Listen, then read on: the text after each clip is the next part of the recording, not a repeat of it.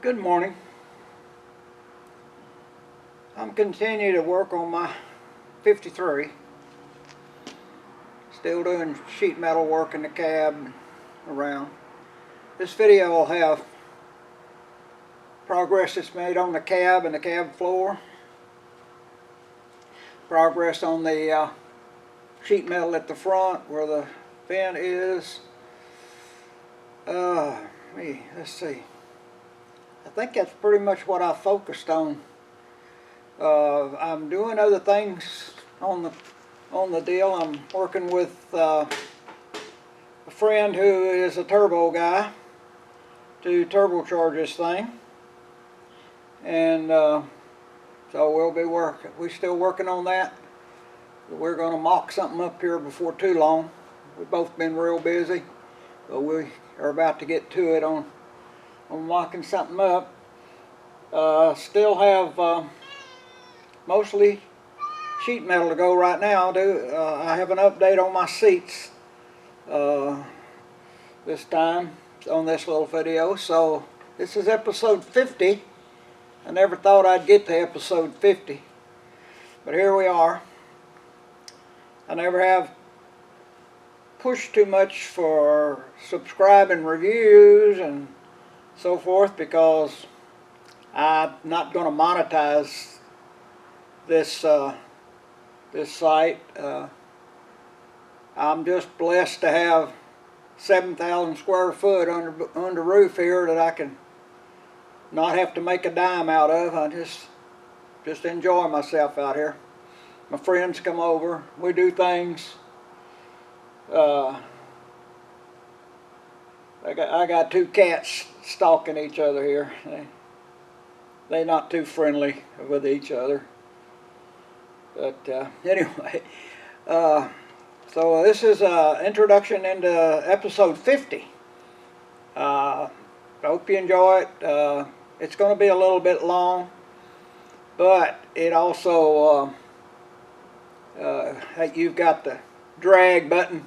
You can drag it on past what you're not interested in, but it's got some interesting things. So hope you enjoy it. I didn't think I'd ever make episode 50, but here we are. All right, well, just watch and see. We'll try to keep going.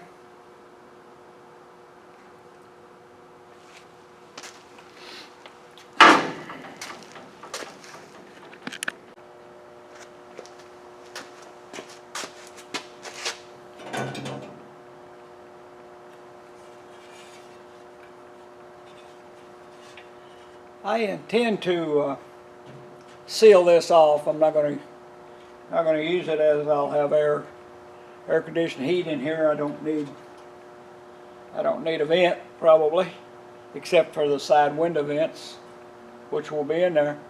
So this particular deal has basically rusted into quite a bit around here.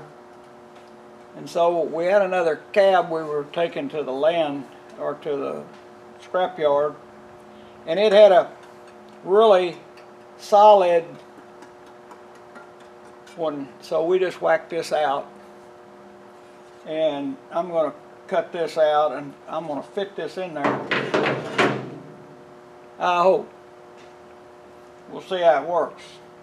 So right now I'm cutting the old one out, and I'm only cutting back just where the rust is to see what that's going to look like, and then make sure I've got plenty of room on this one to do it, and then I'll try to mark it and deal. But I took and as you saw yesterday, or saw in that clip before, which was yesterday, I sawed all of the mechanism off of with a bandsaw, and I'm going to seal this down on here and then leave it. Try to create enough patina around it so it doesn't jump out at you. Kind of blends in maybe. we'll see how that works. But for right now, I'm going to use my little sawzall and use my little sawzall here and try and cut that out. Just have a short blade on my sawzall, and I'm going to attempt to cut this nicely and so forth. So here goes. I'll probably speed this up. You don't want to hear this.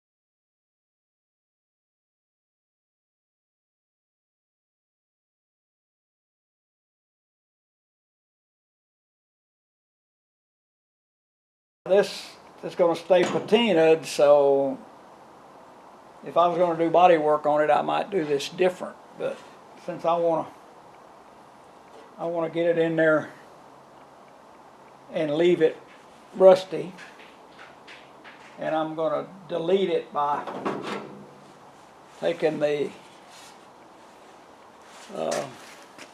excuse me a minute here, let me adjust my camera.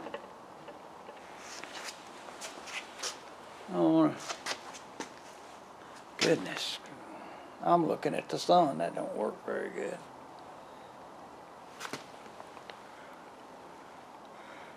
Actually, don't work at all. Anyway, I took and run this on a bandsaw and took all of the internals out of it, and I'm gonna bond it in there with this. Put a seal on it and bond it down, and so that it's there, and you can see it's there, but it has no function. So that's the process. Now the problem is getting this in there without destroying too much of the patina that I'm going to try to recreate by resting like I have on the tail part of this thing, the bed part of it. So we cut that out with a plasma torch. So I'm cleaning it up and determining where to cut it. But if you want to see really how to do this, I'm not much of an education deal, but I would watch Chevy Fabrication. He'll show you how to do this with hand tools, and he's a master at it. And I try to emulate that, but I'm a long ways from that. But this is a little bit unique in that it has to go that way to be flush with the back. It has to go that way to be flush at this point right here. So I have to cut more than I would like to cut before I weld. But I've laid out here exactly where that goes, where I want to go. It goes below that to get into clean metal. I took this piece off, and I'll clean up these other edges, and then I'll fix that where I can push it to the rear so it'll line up, and tack it in place, and this will line up here around the front. So I got some more cleanup to do and whatever. But that's the idea, is to get this in here because it is not rusty like the other one. It's got good solid metal on it. So, and then I'll just leave it. I'm gonna rust it, but you'll be able to tell it's been done, but it'll have, I hope, patina. So, continued on the front here, we'll just about to get this cab to a point where we can put it on, and I should make a pattern for the floor in the next few days. But it's Thanksgiving Eve, and got a big day tomorrow. Hope everybody has a happy Thanksgiving, and I'm gonna have a house full of people, so I won't get no good work done. All right, so that's going to be what I'm doing here, and I'll do it most off camera. But again, if you need an idea of how to do this type of thing, just watch Fitzy's stuff. He's got many hours of good work, good information on video. So just pay attention to what way he does it. He's a lot better at it than I am. So we'll film it along as we go, and we'll see how well this turns out. So that's what this video is about. We'll show it in the different stages and see how we can finish it up and make it look decent.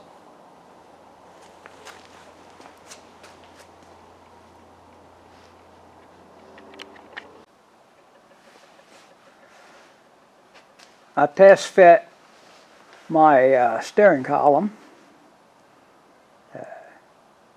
Came out of an 88 to 94 Chevrolet pickup. And if you look closely, you'll see that it's held up there by two main bearing caps out of a small block Chevrolet and two 7/16 bolts. Took measurements, and it's located just about exactly where the old steering column was located. So it's going to work just fine.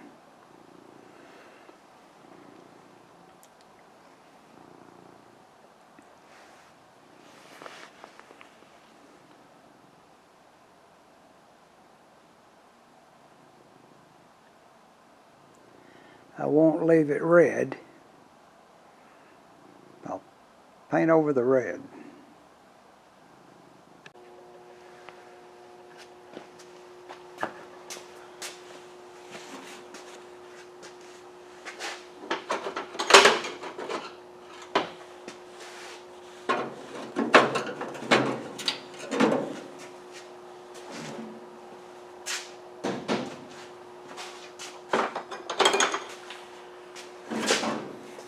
Alright, I have this fitting about as well as it can fit, so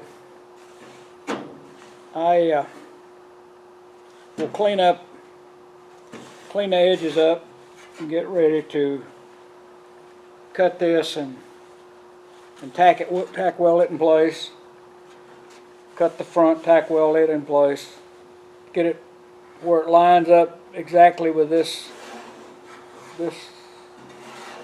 part here. Got to go back, so we'll get it flush it back here and up there. But I'm going to go off camera. I'm going to clean this up and get it ready to actually cut into this and tack weld it in place. And then once I have this welded in place, I'll have a non-functioning vent up here, but I want it to have the appearance of a vent. I could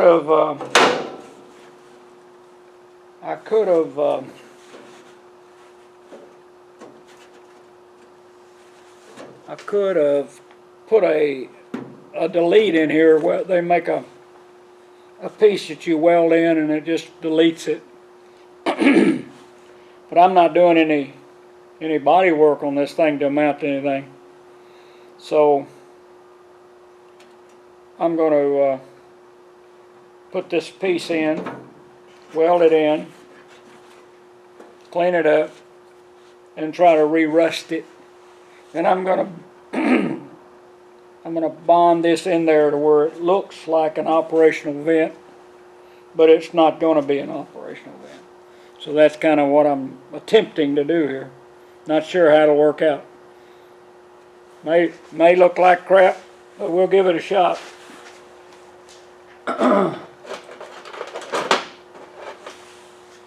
So that's how it's going to look, and I want it sealed up. We don't need any water into the cab, so I want it good and sealed up. So that's where we're going. I'll be back on camera after I get this all cleaned up here, get this piece cleaned up and ready to be welded, and then I'll clean up around here so it's ready to be welded. And then we'll do a little tack welding, and once it's all in place and tack welded in place, and then we'll come back and weld it in. So I'm going to get off camera a minute. Be back in a minute, or in a while, or whenever.